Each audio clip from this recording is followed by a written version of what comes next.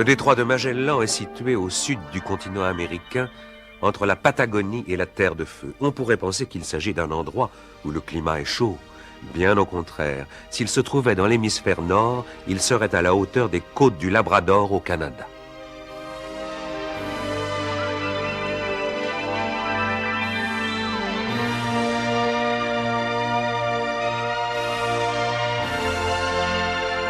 Le détroit de Magellan n'est pas seulement un endroit très froid, mais il est soumis aux conditions météorologiques les plus défavorables de la Terre.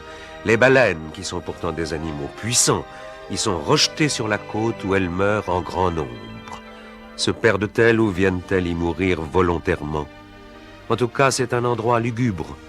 Il y souffle un vent du nord très violent, contre lequel se heurte le courant marin du sud, ce qui produit des vagues triangulaires qui peuvent facilement faire chavirer un navire qui viendrait s'y heurter.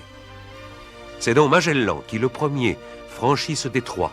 Son bateau, la Victoria, était long de 23 mètres seulement. Au départ, l'escadre était composée de 5 navires, mais à la fin du voyage, après une série de désertions et de mutineries, il n'en restait plus que 2. L'équipage avait fini par désespérer, sauf Magellan, convaincu qu'il trouverait un passage d'est en ouest vers les Indes. Ce détroit dangereux restera l'unique voie maritime utilisable à travers le continent sud-américain jusqu'à l'ouverture du canal de Panama. Après la découverte de Magellan, de nombreux navires sombrèrent dans ce détroit, si bien que les marins le surnommèrent le cimetière des bateaux.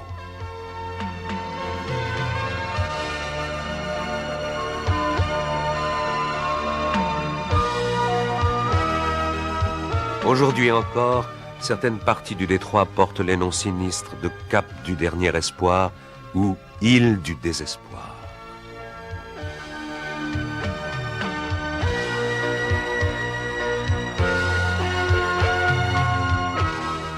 Au revoir, à bientôt.